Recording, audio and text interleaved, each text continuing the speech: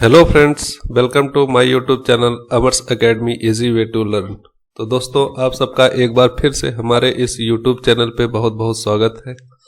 जैसा कि हम लोग ये एक सीरीज लेके चल रहे हैं जिसका पार्ट 4 आज है। इसमें हम लोग यूपी टेट या सुपर टेट, सी टेट, जो भी टेट या टीचर संबंधित एग्जाम होते हैं उनमें जो भी मैथ आती है, मैथ और साइंस के कुछ क्वेश्चन प्रैक्टिस के तौर पे हम लोग लेके चल रहे हैं। सुपर टेट 2022 की जो वैकेंसी आने वाली है उसको देखते हुए हम लोग ये प्रैक्टिस सेट की सीरीज चला रहे हैं जिसका पार्ट नंबर 4 है। इसके पहले 3 वीडियो हमारे आ चुके हैं, जिनमें से 2 वीडियो सुपर टेट से रिलेटेड थे, कुछ उसमें से प्रीवियस ईयर क्वेश्चन कराए गए थे, और एक वीडियो हमारा आया था जिसमें हमने प्राइमरी और जूनियर का मैथ का जो पार्ट था उसका एनालिसिस किया था।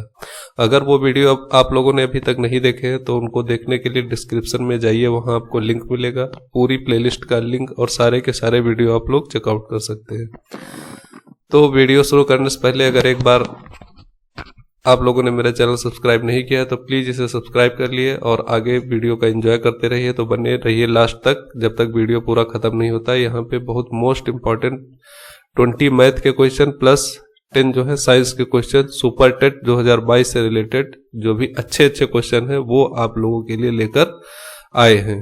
तो चलिए शुरू करते हैं हम अपना वीडियो। तो जो हमारा पहला क्वेश्चन है ये क्वेश्चन जो है साइंस से रिलेटेड है।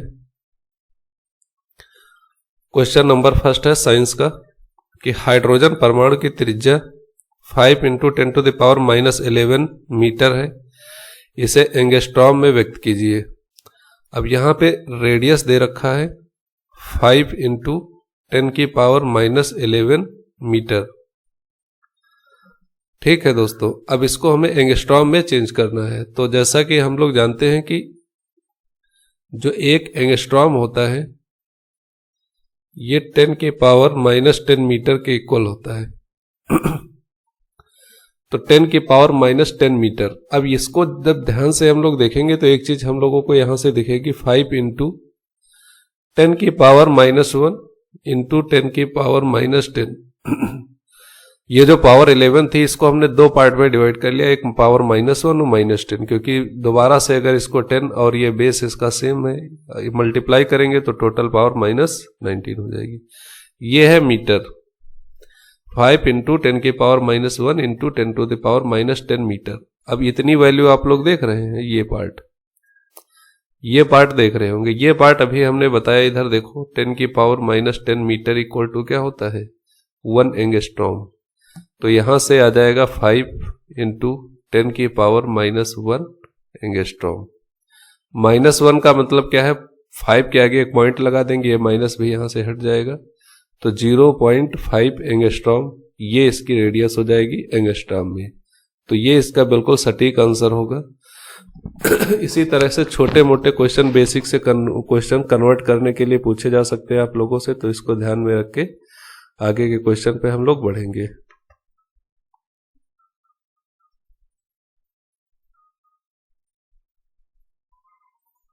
क्वेश्चन नंबर दूसरा आज है हमारा। ठीक है, तो यहां पे दे रखा है ये साइंस का दूसरा क्वेश्चन, सेकंड नंबर।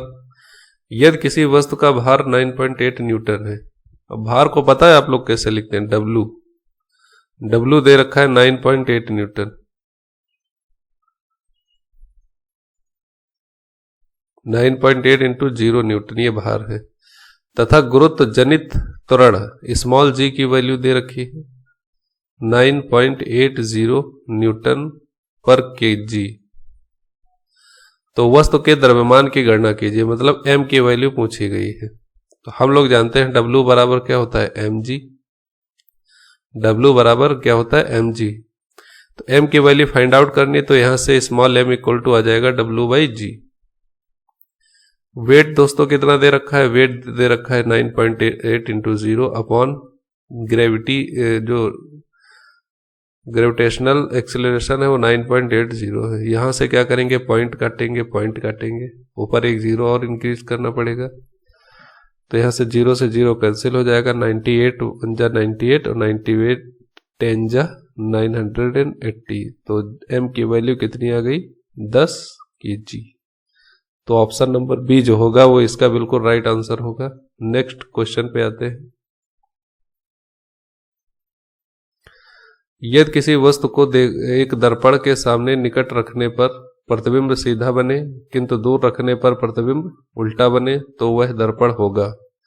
तो ऐसा दोस्तों किसमें होता है? अवतल दर्पण में। अवतल दर्पण में जब आप लोग पूरा इसको देखेंगे, फिलहाल ये मेरे चैनल पे ऑलरेडी पड़ा हुआ है। अगर आप लोग क्लास 10th के साइंस की सीरीज में जाएंगे प्लेलिस्ट में, तो वहाँ पे स्पेशली इसका वीडियो बना पड़ा है, अवतल दर्पण द्वारा प्रतिबिंब का बनना, वहाँ से आप लोग देख सकते हैं। यहाँ पे एक फोकस होता है और ये होता है पोल इसका P। तो फोकस और पोल के बीच में जब कोई ऑब्जेक्ट हम लोग पुट करते हैं यहाँ पे, तो इसका जो डायग्राम होता है, मतलब जो इमेज होता है, ये सीधा बनता है। ये कैसा बनेगा दोस्तों? सीधा बनता है। लेकिन जब इस ऑब्जेक्ट को, ये जो ऑब्जेक्ट है, इसको हम फोकस के पीछे कहीं पर भी पुट करते हैं, तो इसका ऑब्जेक्ट, इसका जो इमेज है, ये इसी साइड में बनेगा और उल्टा बनेगा हमेशा। तो वही क्वेश्चन में कहता है कि यदि किसी वस्तु के दर्पण के सामने निकट जब रखी गई है तो प्रतिबिंब सीधा बन रहा है, परंतु दूर रखने पर कैसा बनता है? उल्टा। तो इसका मतलब दर्पण क्या हो गया? अवतल दर्पण हो गया। नेक्स्ट क्वेश्चन पे आते हैं।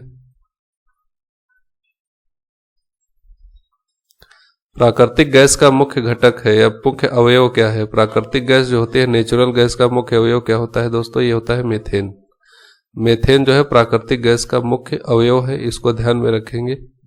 नेक्स्ट क्वेश्चन पे आते हैं कि वायुयान में ईंधन के रूप में प्रयोग किया जाता है, वायुयान में ईंधन के रूप में।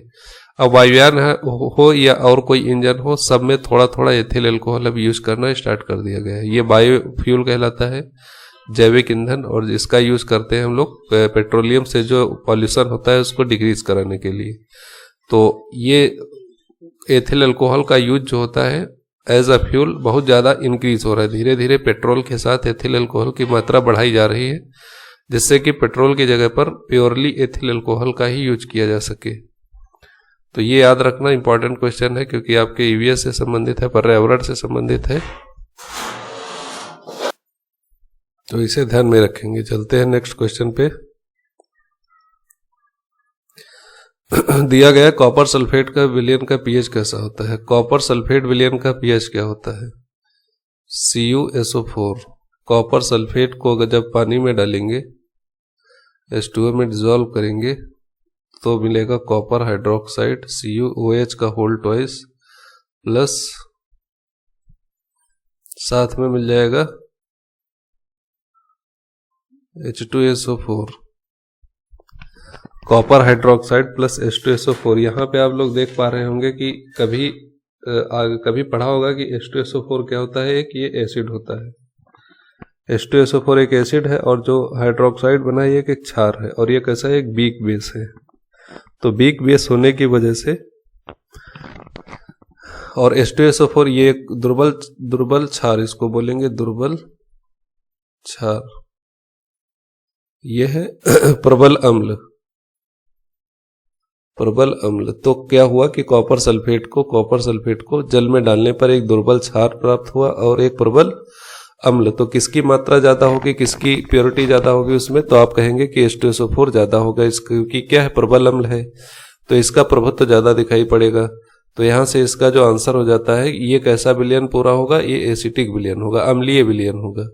और अम्लीय विलयन की पीएच दोस्तों क्या होती है? ये आप लोगों को पता होगा कि अम्लीय विलयन की पीएच क्या होती है? 7 से कम होती है। तो ऑप्शन नंबर ए इसका जो होगा राइट आंसर हो जाएगा, क्योंकि कॉपर सल्फेट का जो जलीय विलयन है वो कैसा होता है? अम्लीय होता है, और अम्ल की पीएच कैसी होती है? 7 से कम होती है। नेक्स्ट क्वेश्चन पे आते हैं कि निम्नलिखित में से कौन सा सूक्ष्मजीवी पोलियो तथा चेचक, चिकन पॉक्स जैसी गंभीर बीमारियों के कारण होता है? तो चिकन पॉक्स और चेचक दोनों दोस्तों विषाणु के द्वारा होते हैं। विषाणु जो होता है वो इसका राइट आंसर होता है। अगले क्वेश्चन पे आते हैं। बाकी अदर रोग जो बैक्टीरिया के द्वारा, प्रोटोजोआ के द्वारा, शैवाल के द्वारा भी अदर बहुत सारी बीमारियां होती हैं, लेकिन उनको भी हम लोग ध्यान में रखेंगे कहीं से पढ़ के। फिलहाल इस क्वेश्चन का जो राइट आंसर होगा विषाणु होगा, क्योंकि चेचक और पोलियो जो है, चेचक है, ये कैसा है? एक विषाणु जनित रोग है। नेक्स्ट क्वेश्चन पे आते हैं। देखा, मादा में लिंग हार्मोन कहलाता है। मादा का जो लिंग हार्मोन होता है ये क्या कहलाता है? तो ये दोस्तों एस्ट्रोजन कहलाता है। ठीक है, इसको ध्यान में रखेंगे। मादा का जो लिंग हार्मोन होता है ये क्या कहलाता है? एस्ट्रोजन कहलाता है। क्वेश्चन नंबर नेक्स्ट पे आते हैं, देखते हैं इसका आंसर। आप लोग फटाफट करिए, देखते हैं किसका आंसर सही आता है। सारे के सारे क्वेश्चन को पहले खुद से आंसर किया करो, उसके बाद चेक किया करो। पूछा गया है कि कीट परागण होता है। अगर बायोलॉजी में थोड़ा बहुत पढ़ा होगा तो ये चीज पढ़ी होगी, परागण क्या होता है। परागण के बारे में अगर हम बात करें, परागण होता क्या है, तो देखा होगा कि बहुत सारे जो पेड़ होते हैं, बड़े बड़े पेड़ होते हैं, तो उससे जब वो पेड़ पकते हैं, पेड़ के फूल निकलते हैं, फूल से थोड़े थोड़े बीज निकलते हैं। वो बीज जो होते हैं एक जगह से दूसरी जगह पर जाने की प्रक्रिया को परागण कहा जाता है। जैसे कई सारे पेड़ों के बीज जो होते हैं इतने हल्के होते हैं कि वो हवा में उड़ जाते हैं, तो कहा जाएगा वायु परागण हो गया। और फिर कहीं पर कुछ जानवर, कुछ पक्षी होते हैं, पक्षियों फल को खा लेते हैं और उन पक्षियों के द्वारा कहीं पर भी उन बीजों को ले जाया जाता है, तो वो पक्षी का परागण होता है। इसी तरह से पेड़, नदी के किनारे कोई पेड़ है, अगर कोई बीज उस पेड़ में गिरता है, वहां से जाके बह के पानी में किसी दूसरी जगह मिट्टी में मिलके एक नया पौधा उत्पन्न कर लेता है, तो वो बोला जाता है कि वो पानी के द्वारा परागण हो गया, जल परागण हो गया। उसी तरह से कीट परागण है।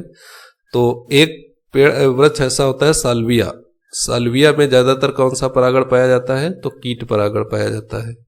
तो परागण का मतलब कि किसी पेड़ के बीच का एक स्थान से दूसरे स्थान तक जाना क्या कहलाता है? परागण कहलाता है। नेक्स्ट क्वेश्चन पे आते हैं। तो निम्नलिखित में से कौन सा मादा का जनन तंत्र भाग नहीं है? इसका आंसर बताइए, सब लोग जानते होंगे। निम्न में से कौन सा मानव मादा में, मादा की बात हो रही है, जनन तंत्र का भाग नहीं है? अंडाशय है, गर्भाशय है, योनि है, क्या नहीं होता है? शुक्रवाहिनी। ये मादा का नहीं, ये नर का जनन तंत्र है। ये क्या होता है? नर का। शुक्रवाहिनी जो होती है ये नर का जनन तंत्र है, जबकि बाकी जो तीन ऑप्शन है ये मादा के जनन तंत्र होते हैं। तो इसका आंसर सी होगा पूरा राइट आंसर। आते हैं नेक्स्ट क्वेश्चन पे, जो हमारा मैथ का पहला क्वेश्चन है। तो मैथ का पहला क्वेश्चन बहुत अच्छा ही दे रखा है, इसको आप लोग थोड़ा सा सॉल्व करने की कोशिश करिए, फिर हम लोग इसका सॉल्यूशन कर। इस टाइप के क्वेश्चन को करने का सॉल्यूशन इसका देखते क्या होता है। इस टाइप के क्वेश्चन को करने का सबसे अच्छा तरीका क्या होता है, इसका जो इंटीजर पार्ट है ये हम लोग अलग ऐड कर लेते हैं। ठीक है, जो फ्रैक्शनल पार्ट है, जो भिन्न वाला पार्ट है, पॉइंट के बाद वाली वैल्यू होती है, इसको अलग ऐड करते हैं। तो इंटीजर पार्ट जो है 10 + 6 + 2 ये हमने अलग ऐड कर लिया, और 77.77 + 0.59 + 0.26 इसको अलग ऐड कर लिया। तो ये हमारे पास हो गया 18 प्लस इसको ऐड करेंगे तो 9 6 15 15 7 22 की 2 हासिल 2 4 5 4 9 9 7 16, तो 1.62 आया है। 1.62 अब करेंगे क्या, इसका जो इंटीजर वाला पार्ट है ये वाला फिर इस इंटीजर में ऐड हो जाएगा, तो 19.62 जो होगा वो इसका बिल्कुल करेक्ट आंसर हो जाएगा। ये वाला यहाँ पर तो आपको ये बकवास लगता होगा कि ऐसा क्यों, हम लोग तो डायरेक्ट इसको ऐड कर सकते थे। तो हाँ, ऐड कर सकते हो, कोई दिक्कत नहीं है। लेकिन अभी अगर ये क्वेश्चन इस तरह से दिया होता 10 सही 2/3 + 7 सही 2/11, मान लेते कोई क्वेश्चन 2 सही 5/6, इसको ऐड करना होता, तब आप लोग क्या करते? तब डायरेक्ट ऐड कर सकते थे। बोलिए बोलिए। तो आप कहेंगे नहीं सर दिक्कत होती है ऐड करने में, टाइम लगता है। तो हमने कहा ठीक है, अच्छा टाइम लगता है तो उसके लिए ये तरीका बहुत परफेक्ट रहता है। इसका जो फ्रैक्शनल इंटीजर पार्ट है ये हम लोग अलग ऐड कर लेते हैं, और जो फ्रैक्शनल पार्ट है वो अलग ऐड कर लेते हैं, और बाद में दोनों को ऐड कर देते हैं, तो फाइनल हमारा आंसर हो जाता है। तो ये कॉन्सेप्ट भी आप लोग ध्यान रखेंगे थोड़ा सा, पेपर में क्वेश्चन जल्दी करने के लिए सबकी जरूरत जानना जरूरी होता है। ये चीजें जो लोग अपनाएंगे उनको टाइम की दिक्कत नहीं होगी पेपर में। बाकी जो तसल्ली से बच्चों की तरह सॉल्व करने बैठेंगे तो उनका कभी टाइम ही नहीं पूरा होगा। लिखा है 8% प्रतिवर्ष के साधारण ब्याज पर 9 वर्ष हेतु 1800 का निवेश करने पर रुपए ब्याज प्राप्त होगा। यह साधारण ब्याज का क्वेश्चन है। एक छोटा सा कॉन्सेप्ट मैं आप लोगों को बताना चाहता हूं, अगर सुनने के इच्छुक हैं तो ध्यान से सुनिएगा। साधारण ब्याज से रिलेटेड एक कॉन्सेप्ट है, बहुत है बेसिक सा कॉन्सेप्ट। ये होता है कि 100 रुपए पर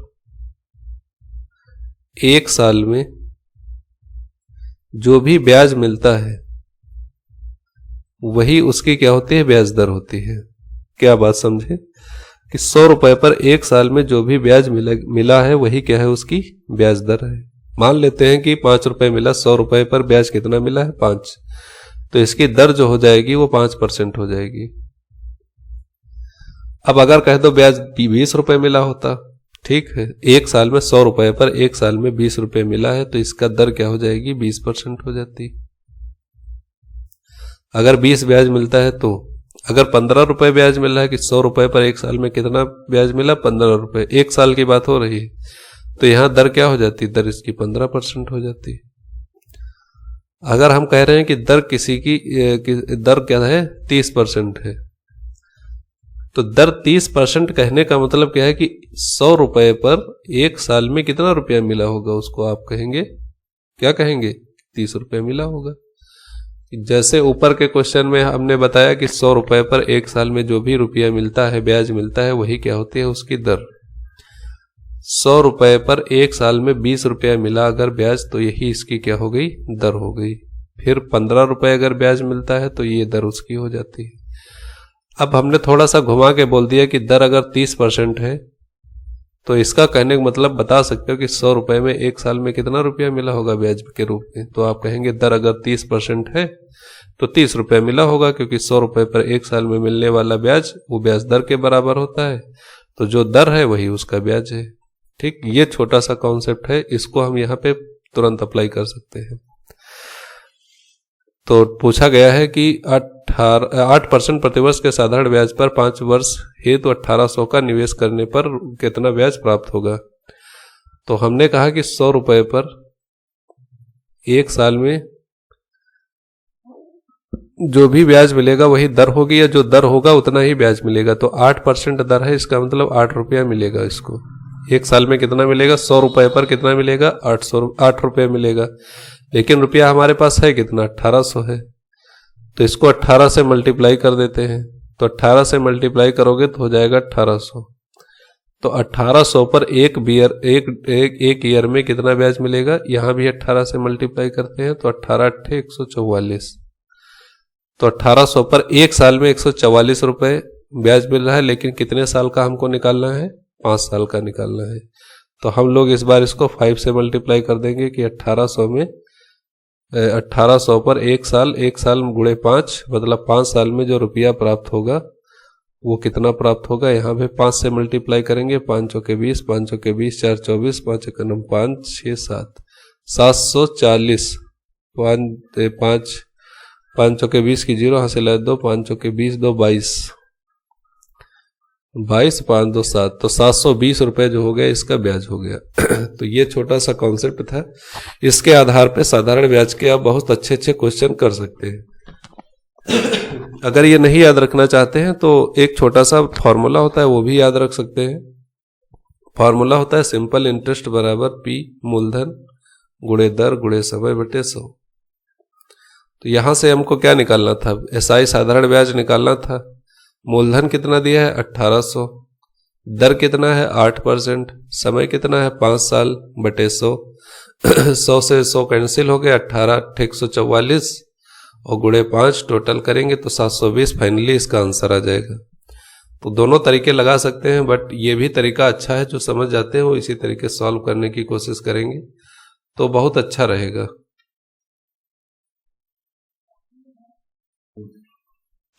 नेक्स्ट क्वेश्चन पूछा गया है 5/8 एक भिन्न है कैसी, उचित अनुचित मिश्र या विपरीत। तो इसके बारे में अगर आपको जानकारी होगी, कक्षा 7-8 में पढ़ाया जाता है उचित अनुचित भिन्न। तो अगर अंश जो होता है, अंश वो हर से छोटा होगा, अंश बटे हर होता है कोई भी भिन्न, तो अगर हर अंश जो है हर से छोटा होगा तो ये क्या कहलाएगी, प्रॉपर फ्रैक्शन। प्रॉपर फ्रैक्शन मतलब कि उचित भिन्न, ठीक है। अगर हर छोटा होगा अंश बड़ा होगा तो ये अनुचित भिन्न हो जाएगी, इसलिए ए जो होगा इसका राइट आंसर होगा। बढ़ते हैं नेक्स्ट क्वेश्चन पे, इसका क्वेश्चन आंसर करके दिखाओ जल्दी से फटाफट। बहुत ही जल्दी इसका आंसर करिए। सॉल्यूशन देखते हैं हम लोग तब तक। इसका आंसर करो फटाफट बच्चों। 10 मीटर लंबी, 6 मीटर ऊंची, 22.5 सेंटीमीटर मोटी।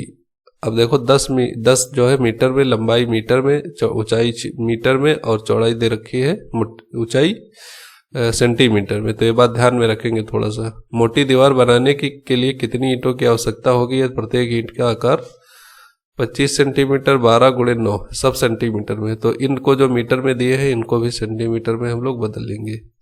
तो डायरेक्ट लिखेंगे ईंटों की संख्या बराबर दीवार का आयतन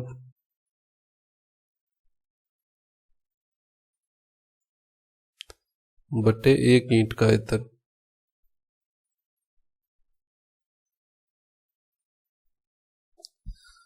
तो दीवार का आयतन क्या होगा? 10 मीटर लंबी है तो 100 से मल्टीप्लाई करेंगे, 1000 सेंटीमीटर हो जाएगा। 6 में भी 100 से मल्टीप्लाई करेंगे, 6000 सेंटीमीटर और 22.5 सेंटीमीटर ऑलरेडी।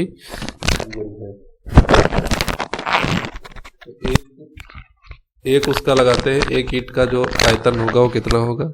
एक ईंट का आयतन 25 गुणे 12 गुणे 9। तो 25 से डिवाइड कर देते हैं, 25 चौको 140 आ गया। ठीक है। अब 12 पंचे 60, ये 50 बार में कट जाएगा। 9 दूनी 18, 4 22, 9 दूनी 18, 9 पचा 45, 5 चौके 20। ठीक है, 2 जीरो पहले से लगे हुए हैं, गुणे 2.5। 2.5 से एक जीरो कैंसिल आउट, 25 दूनी 50 और 2 जीरो पहले से हैं। तो इसका आंसर नंबर सी पूरा राइट आंसर होगा। 5000 ईंटें उस लगेंगी दीवार में। बढ़ते हैं अगले क्वेश्चन पे। जो क्वेश्चन दे रखा है, यदि 2 की पावर a 3 की पावर b बराबर 17 हो तो 2 की पावर a प्लस 2 माइनस 3 की पावर b प्लस 1 बराबर 5 हो तो a b का मान ज्ञात कीजिए। a और b का मान, इसका सॉल्व करने का सबसे अच्छा तरीका यही है कि ऑप्शन से चेक करो। ऑप्शन से चेक करो। वैसे देखो, अगर हम लोग 6 और 5 मानते हैं, a मान लेते हैं 6 और b मान लेते हैं 5, तो इसको हम लिखेंगे 2 की पावर 6 और 3 प्लस 3 की पावर 5। अब 2 की पावर 6 और 3 की पावर 5 ऐड करोगे तो इमेजिन कर सकते हो कि क्या नंबर आएगा? बोलो, 17 आ सकता है कभी? 2 की पावर 6, 3 की पावर 5 अगर खोल के ऐड करने लगे तो 17 आएगा? नहीं आएगा ना। तो ये ऑप्शन नहीं हो सकता। ये बड़े बड़े नंबर देखो, इनका एक भी पावर करोगे खुद 8 7 16 हो रहा है, 7 7 14 15 बन रहा है। अगर इनको कुछ भी 2 की पावर या 3 की पावर चढ़ा के जोड़ोगे तो बहुत बड़ी नंबर आएगी। तो ये छोटा दिख रहा है बी ऑप्शन, इसको चेक कर लेते हैं। तो 2 की घात ए, ये एक को ए मानते हैं, एक को बी। तो 2 की घात ए मतलब 2 की घात 3 प्लस 3 की घात बी मतलब 3 की घात 2। तो 2 का क्यूब करेंगे 8, 3 का स्क्वायर करेंगे 9, तो 9 8 17। तो ये आंसर आ जाता है कि 2, 3 और 2 ए और बी के मान हो सकते हैं। इसी तरह ऑप्शन अगले वाले इसमें चेक करके भी देख सकते हैं। तो यहाँ पे जब ए की वैल्यू 3 रखेंगे, बी की वैल्यू 2 रखेंगे, तो ऑलरेडी जो आंसर आएगा वो 5 ही आएगा, ये कन्फर्म है।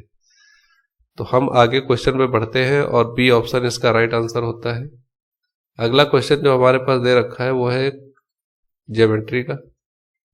ठीक है, ए बी सी डी एक समचतुर्भुज है। समचतुर्भुज कैसे बनता है ये पता होना चाहिए आपको। सारी भुजाएं बराबर होंगी और दोनों जो विकर्ण होंगे कितनी डिग्री पे काटेंगे एक दूसरे को? 90 डिग्री पे। तो ए बी सी डी एक समचतुर्भुज है, तो कोण ए सी बी, कोण ए सी बी जो है ये 30 डिग्री है। कोण ए डी बी, ये वाला इसका मान ज्ञात करना है। अच्छा, ये अगर 30 है तो ये भी 30 होगा। ये हमेशा 90 होता है, पता होता है कि जो समचतुर्भुज के दोनों विकर्ण होते हैं 90 पे काटते हैं। तो 30 हो गया, 90 हो गया, तो कितना हो गया? 60। अगर ये 60 है, इधर का भी 60 है, पूछा तो वही गया था। तो सी ऑप्शन इसका राइट आंसर हो जाएगा। इसको अगर आप लगाते तो 2 सेकंड नहीं लगता, तुरंत आंसर आ जाता। इसको ट्राई करो, ये तो कई बार बताया है, जल्दी जल्दी ट्राई करो फिर हम बताएंगे सॉल्यूशन। देखते हैं इसका सॉल्यूशन।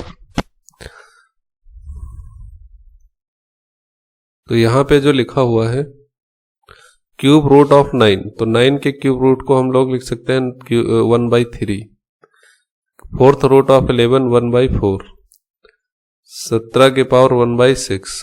तो ऊपर जो पावर इसकी आई है 1/3 1/4 1/6, इसमें जो डिनोमिनेटर में नंबर है 3 4 6, इसका एलसीएम ले लेते हैं। 3 4 6 का एलसीएम तो ये आएगा 12। 3 4 6 का एलसीएम लेके देखेंगे 12 आएगा। अब जो 12 आया है ये नंबर हम लोग इसमें मल्टीप्लाई कर देंगे। 12 तीनों नंबर में 12 से क्या करेंगे, मल्टीप्लाई कर देंगे।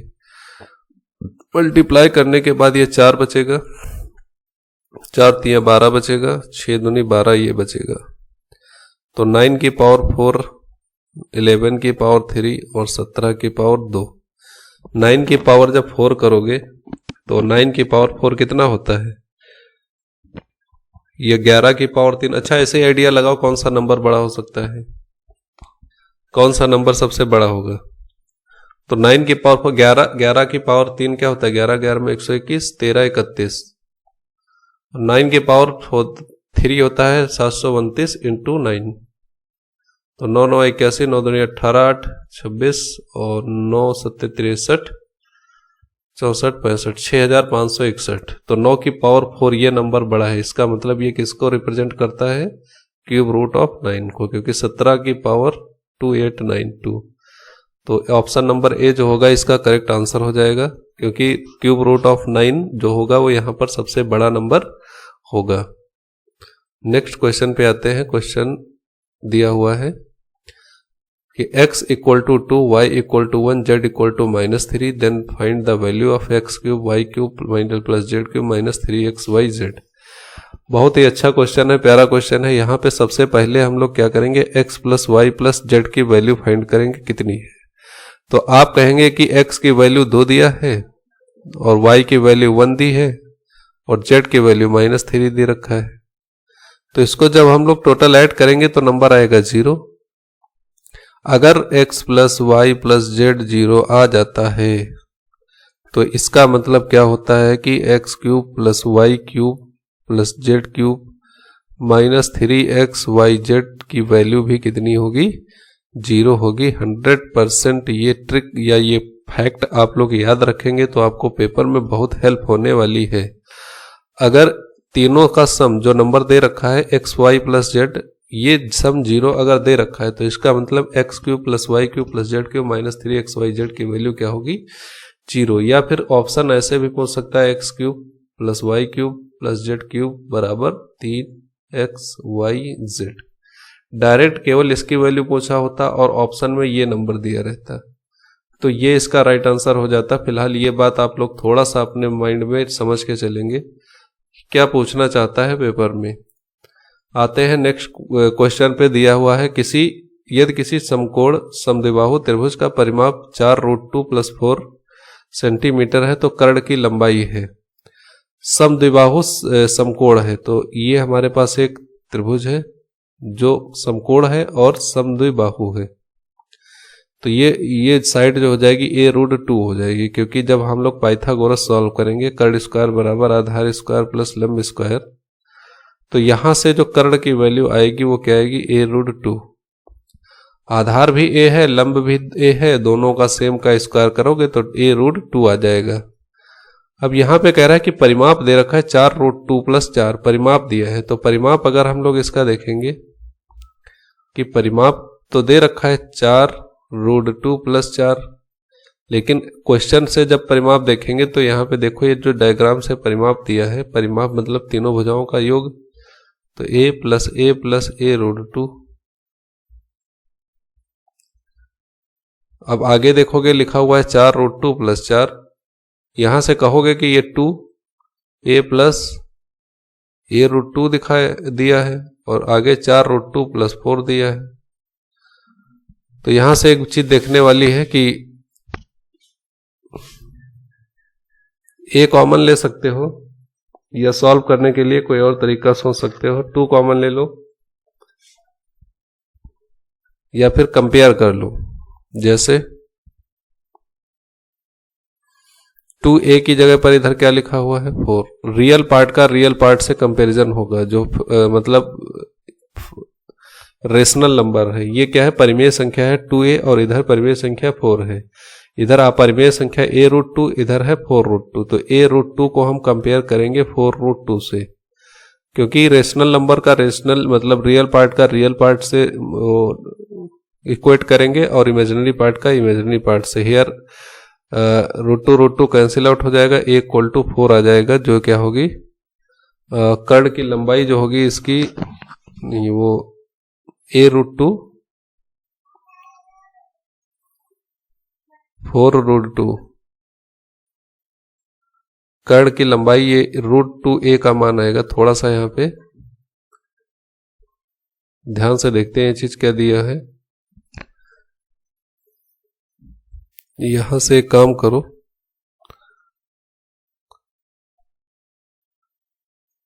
इसको हम लिख सकते हैं √2 × √2।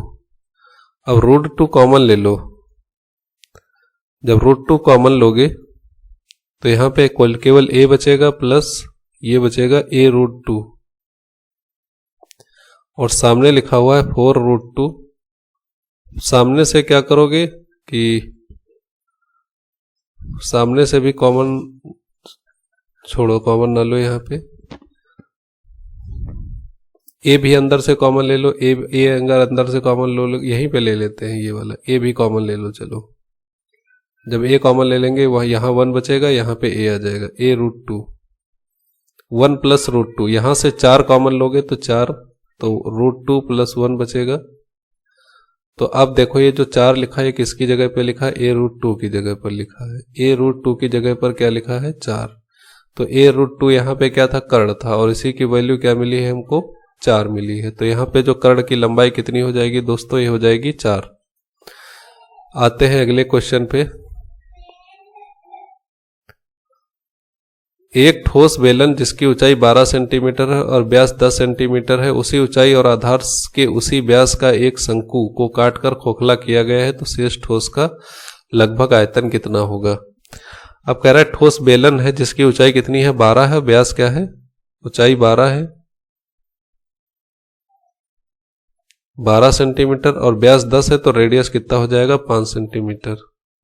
उसी ऊंचाई और आधार के उसी व्यास का एक शंकु को काटकर खोखला किया गया। अब यहां से एक शंकु निकाला गया है, इस टाइप से शंकु निकाल लिया गया है। तो जो शेष बचा है उसका आयतन बताना है। तो क्या करेंगे, बेलन का आयतन माइनस शंकु का आयतन, बेलन का आयतन माइनस शंकु का आयतन। अब दोस्तों ध्यान से देखेंगे एक बात, इसको आप लोग कैलकुलेट कर सकते हैं, सिंपल सा है। बेलन का आयतन का सूत्र क्या होता है, πr²h। शंकु का आयतन होता है 1/3 πr²h। तो इसको यहां से देखो पाई कॉमन ले लो, रेडियस दोनों की सेम है, ऊंचाई भी दोनों सेम है, तो πr²h कॉमन ही ले लो, तो बचा 1 - 1/3। तो यहां से कैंसिल आउट हो जाएगा, 3 × 3 2/3 2/3 और पाई की वैल्यू 22/7 और रेडियस है 5 × 5। ऊंचाई कितनी है, ऊंचाई है इसकी 12। अब इसको फाइनली सॉल्व कर लो, तो ये समथिंग अबाउट 628.57 शायद इसका आंसर आ रहा है। तो 628.57 समथिंग अबाउट इसका आंसर आएगा। ये आप लोग थोड़ा सा कैलकुलेट कर लेंगे। फिलहाल आगे हम लोग बढ़ते हैं, इसको आप लोग पहले सॉल्व करिए, उसके बाद सॉल्यूशन देखिएगा।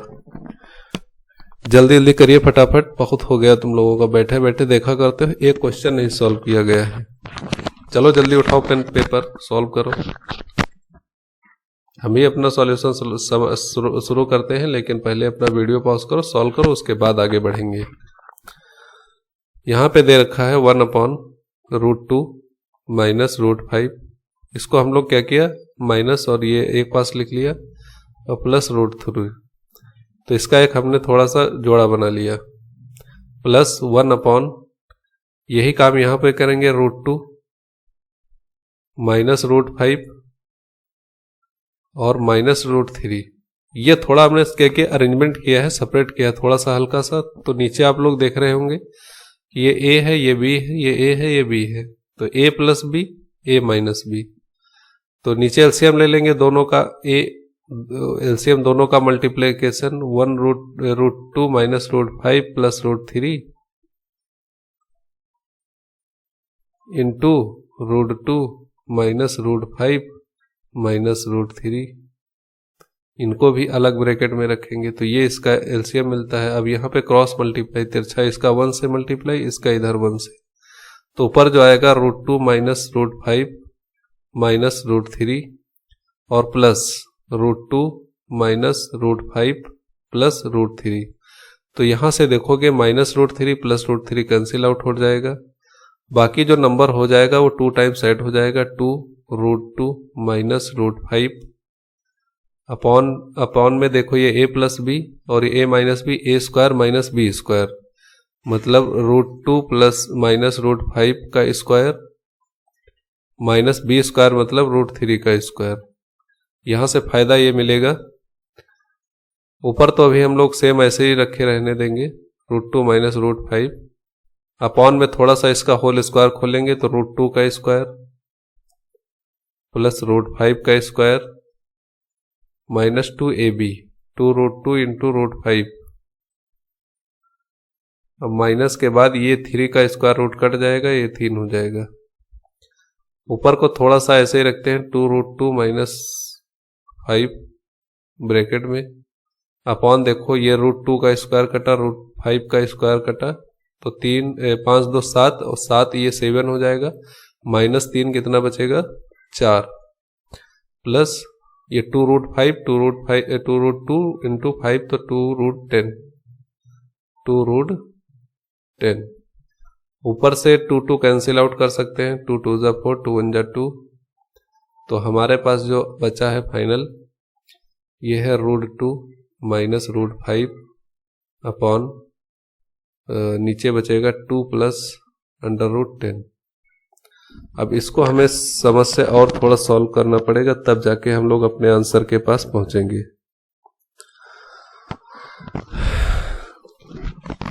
एक काम करते हैं कि इस √2 को हम लोग √2 इंटू √2 लिख सकते हैं, ठीक है। थोड़ा सा ध्यान देने की वाली चीज है, ध्यान से देखिएगा, √2 इंटू √2 लिख लिया। और ये यहाँ पे थोड़ा सा गलती हो रही थी हमसे कि माइनस है तो यहाँ पे माइनस आएगा, यहाँ माइनस रहेगा, तो ये भी वैल्यू क्या रहेगी हमारी माइनस में।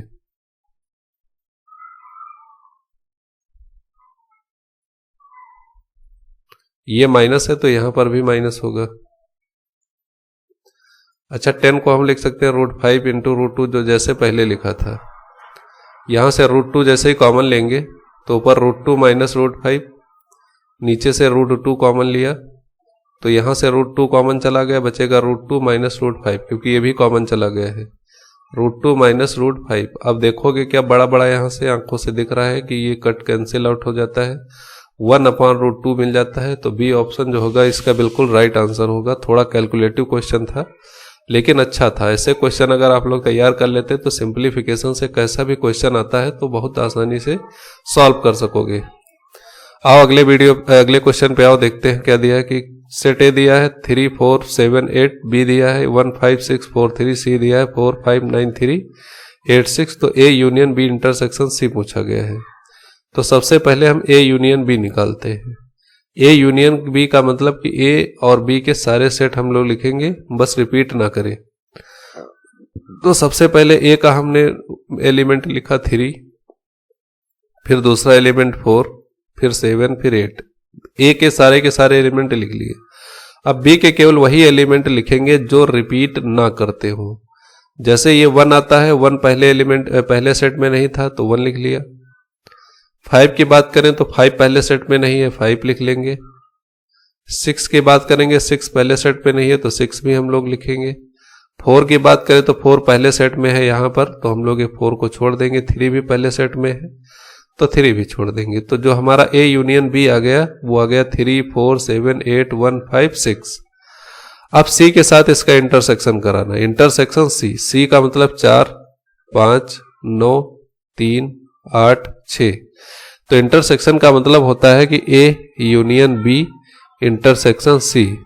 इसका मतलब हुआ कि अब ए यूनियन बी वाले सेट से और सी वाले सेट में जो भी कॉमन है उनको लिखना है।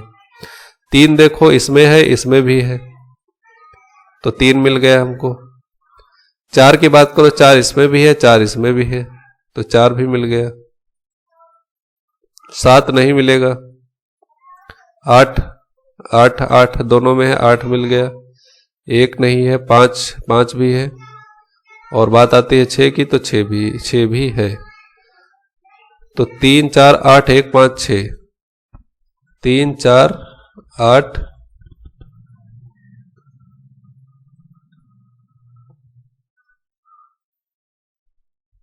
तो यहां पे 3 4 5 6 8, 3 4 5 6 8, 1 नहीं है क्या इसमें? हाँ 1 नहीं, 1 को यहाँ पे नहीं लिखेंगे। ये 1 जो है यहाँ से कैंसिल आउट हो जाएगा, यहाँ पे कैंसिल आउट होगा 1। बाकी इसका जो बी ऑप्शन होगा वो इसका बिल्कुल करेक्ट आंसर होगा, बिल्कुल सही से। समझ में नहीं आया तो दोबारा एक बार वीडियो देखिए, सारी बातें समझ में आएंगी। मैंने समझा पूरा दिया है बहुत अच्छे से। और अगले वीडियो पे पहुंचते हैं फटाफट। अगले क्वेश्चन पे दिया हुआ है कि एक्स स्क्वायर प्लस 1/(x²+1 - 3) का न्यूनतम मान मतलब लीस्ट वैल्यू पूछी गई है। एक बात याद रखना कि एक्स स्क्वायर का जो मिनिमम वैल्यू होती है 0 होती है। जो कोई भी नंबर का स्क्वायर जो होता है वो या तो 0 होगा या 0 से बड़ा होगा। तो अगर निम्नतम मान की बात करें तो निम्नतम मान क्या लोगे? 0 या 0 से बड़े, मतलब ये एक्स स्क्वायर का जो वैल्यू शुरू होगी ये 0 से शुरू होगी और ऐसे बढ़ते हुए चली जाएगी। तो सबसे न्यूनतम मान क्या है? 0 है इसका। तो यहाँ पे 0 डाल दो जहां पे एक्स स्क्वायर है। तो ये हमारे पास बचता है 1 - 3, 3 में से 1 जाएगा तो माइनस का 2 जो होगा वो इसका राइट आंसर हो जाएगा। तो x² + 1/(x²+1 - 3) का जो न्यूनतम वैल्यू होगी क्या होगी? -2 होगी। इसको ध्यान से समझना, बहुत अच्छा क्वेश्चन है, कॉन्सेप्ट वाला है। क्वेश्चन नंबर अगला दिया हुआ है कि ये उन सभी अभाज्य संख्याओं का योग जो 17 से बड़ी नहीं है। तो 2 + 3 + 5 + 7 + 9 11 आएगा, 11 के बाद 13 आएगा, 13 के बाद 17 स्वयं आता है। 17 से बड़ी नहीं है। अब 17 है या नहीं है इसको तो हम ऐड करने के बाद ही पता चलेगा। 3 2 5, 5 5 10, 7 17, 17 10 27 11 28, 28 29 30, 28 29 30 31 10 41। सी ऑप्शन जो होगा इसका राइट आंसर होगा। इतने ही नंबर को यहाँ पे ऐड करना था। अगर हम लोग 17 को ऐड कर दे, 17 से बड़ी नहीं है मतलब 17 हो सकती है, 17 को हम लोग ऐड कर लेंगे, क्या जाता है 17 भी ऐड करेंगे तो 7 1 8 और 5 और 1 4 और 1 5, 58 इसका राइट आंसर होगा। यहाँ पे थोड़ा सा इसको बात समझने वाली है, ठीक है। तो ये 17 इसका जो होगा option number B right answer होगा, क्योंकि और 17 को भी इसमें कंक्लूड किया गया है, एक्सक्लूड नहीं किया गया है, क्योंकि बोला गया 17 से बड़ी होना चाहिए, बड़ी ना हो, छोटी हो या बराबर हो सकती है। अगले क्वेश्चन पे आते हैं। बहुत अच्छा क्वेश्चन दिया है, पहले इसको स्वयं करो, सेल्फ करो, उसके बाद हम बताते हैं ये कैसा होता है। पिछले वीडियो में इसका डिस्कशन भी किया गया है, तो जल्दी जल्दी इसको सॉल्व करो। चलो देखते हैं सॉल्यूशन क्या होगा इसका। तो पिछले वीडियो में बताया है इसके बारे में अच्छे से। ये 519 है, इसको हम लोग ए मान लेंगे और ये भी ए हो जाएगा। 81 को हम बी मान लेंगे तो ये भी बी हो जाएगा। तो ऊपर देखो क्या लिखा हुआ है कि a × a - b × b। नीचे 519 क्या है? a है, फिर से 519 a है प्लस 2 लिखा हुआ है। 519 क्या है? ये a है और 581 क्या है? ये b है और फिर से ये b × b, बीच में प्लस है। तो ऊपर को अगर देखोगे a² - b² और नीचे क्या लिखा है? a² + 2ab + b²। यहां से बड़ा बड़ा दिखने लगा होगा, इसको हम लोग एक बार प्लस में लिख सकते हैं, एक बार माइनस में। a + b a - b फॉर्मूले सारे लिखवाए थे। और ये नीचे हो गया a + b का होल स्क्वायर। यहां से देखोगे आंखें फाड़ के तो एक स्क्वायर से ऊपर a + b कट जाएगा। a - b बचता है ऊपर, नीचे बचता है a + b। a की वैल्यू कितनी थी? 519 - 81। बी की ए की वैल्यू 519 प्लस 81। तो क्या करना है, कुछ नहीं करना, ऊपर से माइनस करोगे तो 8 और 11 में से 8 9 10 11 3, ये 438 अपॉन नीचे बटेगा 9 1 10 की 0 हासिल आएगा 1, 8 1 9 1 10 और ये 600। अब इसको डिवाइड कर दो 3 से, 4 3 7 7 7 14 15 5 1 6, 6 से 3 से डिवाइड हो जाएगा, 6 से काट दो, 6 1 कम 6 6 7 42 6 3 18, 73/100। बी ऑप्शन जो होगा वो बिल्कुल बिल्कुल बिल्कुल बिल्कुल राइट आंसर होगा। तो चलिए बढ़ते हैं नेक्स्ट क्वेश्चन की तरफ। आज का ये हमारा बहुत अच्छा सा क्वेश्चन पूछा गया है, 0.017 into dot dot dot equal to 18.7।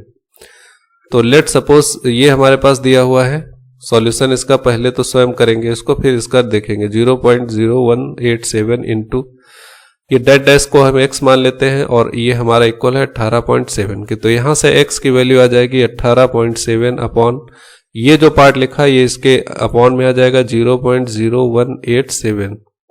दोनों जीरो हटाएंगे तो नीचे देखेंगे कि कितना डिजिट है, 1 2 3 4, ऊपर है 1 डिजिट, तो 3 जीरो और बढ़ जाएंगे। अब ये हमारे पास जो नंबर बचता है 187,000 अपॉन 187, तो ये 1 बार में डिवाइड हो जाएगा तो 1000 ऊपर बचेगा। तो ऑप्शन नंबर बी जो होगा वो बिल्कुल इसका धमाकेदार राइट आंसर होगा। नेक्स्ट क्वेश्चन पे आते हैं। दिया हुआ है कि 10 प्रेक्षणों 5 9 14 ये सारे को आरोही क्रम में व्यवस्थित किया गया। आंकड़ों की माध्यिका कितनी है, 24। तो x का माध्य ज्ञात करो। अच्छा 10 है सम संख्या, तो सम संख्या में जो माध्यिका होती है 1/2 n/2वां पद प्लस n/2 प्लस 1वां पद, ऐसे होती है कुछ माध्यिका इसकी। 10 है तो मतलब 5वां पद और प्लस 6वां पद,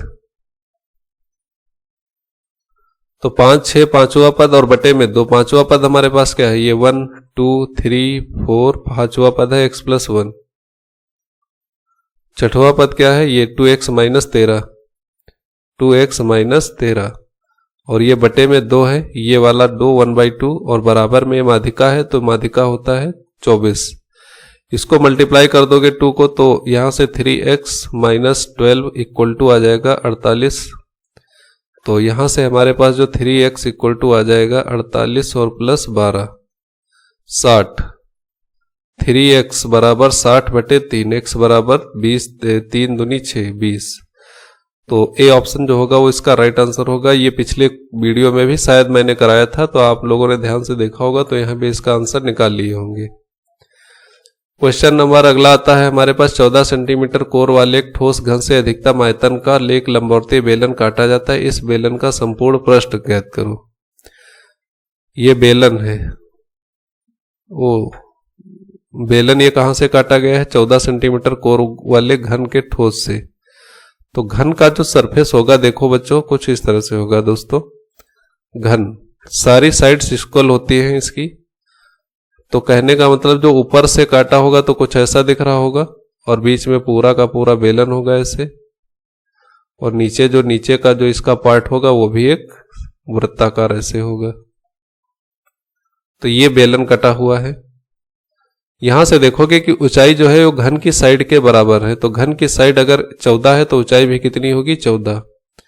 रेडियस क्या हो जाएगी इसकी, हाफ हो जाएगी 7।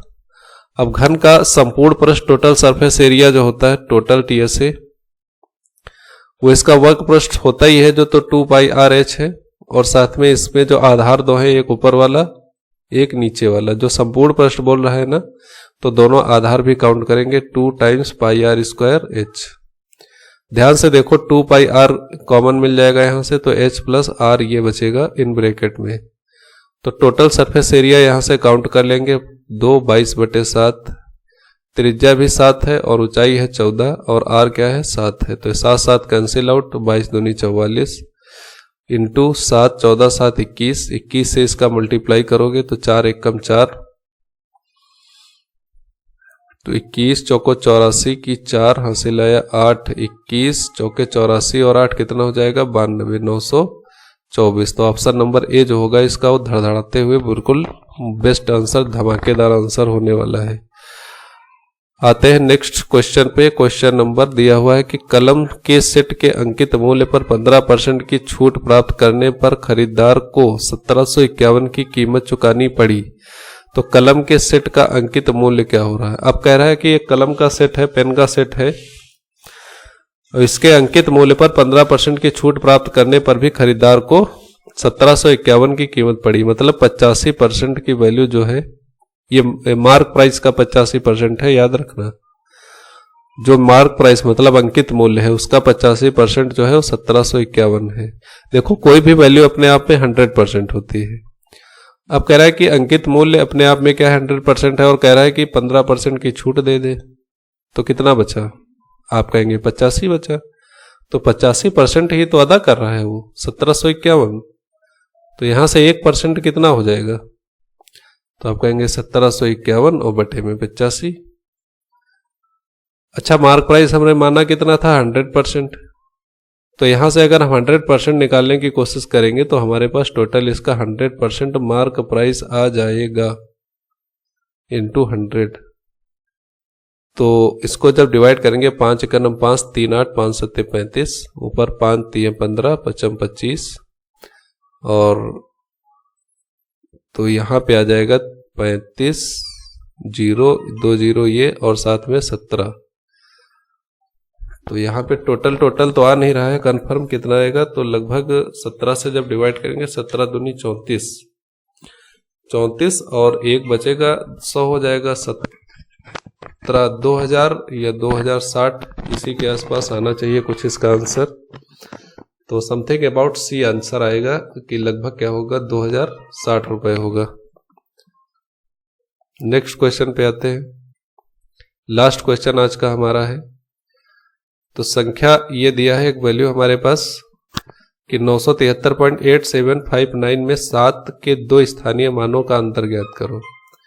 एक 7, यहां पे 2 7 दिए हुए हैं, तो जो ये वाला 7 है पॉइंट के बाद का, तो इसका जो स्थानीय मान होगा वो 0.07 होगा, और पहले वाले इस 7 का जो स्थानीय मान होगा वो 70 होगा। तो इसका डिफरेंस पूछा गया है। तो 70 में से 0.7 अगर हम लोग माइनस करते हैं तो 68, तो 68.93 समथिंग अबाउट हमारे पास आना चाहिए। डी ऑप्शन, डी इसका जो होगा वो राइट आंसर हो जाएगा। ये बेसिक सा क्वेश्चन था, बस स्थानीय मान आपको पता होना चाहिए कितना होता है। तो ये हमारा आज का लास्ट क्वेश्चन था, और इसी के साथ हमारा वीडियो भी खत्म होता है। सभी दोस्तों को, सभी भावी अध्यापकों को वीडियो देखने के लिए बहुत बहुत थैंक्स। और आप सबसे प्लीज रिक्वेस्ट है कि सारे के सारे वीडियो अच्छे से देखें, क्योंकि बहुत सारी चीजें ऐसी होती हैं जो पहले के वीडियो में अच्छे से एक्सप्लेन की गई थी और बाद वाले वीडियो में इतना अच्छे से एक्सप्लेन नहीं किया जा सकता। तो इसीलिए रेगुलर सारे वीडियो एक के बाद जो भी वीडियो आते रहे देखते रहिए, और अपनी तैयारी को बहुत एकदम कड़क रखिए, मजबूत रखिए, क्योंकि अब की बार आखिरी बार है। और ये वैकेंसी जो आने वाली है हमारे पास 17,000 जो भी वैकेंसी आएगी, बस इसी में हम लोगों को, सब लोगों को, जितने भी दोस्त हैं सब को सिलेक्ट होना है। तो सबको मेरी तरफ से बहुत बहुत शुभकामनाएं, और सब लोग अच्छे से वीडियो देखते रहें और तैयारी करते रहें। मिलते हैं अगले वीडियो में अच्छे क्वेश्चन के साथ, तब तक के लिए बाय बाय।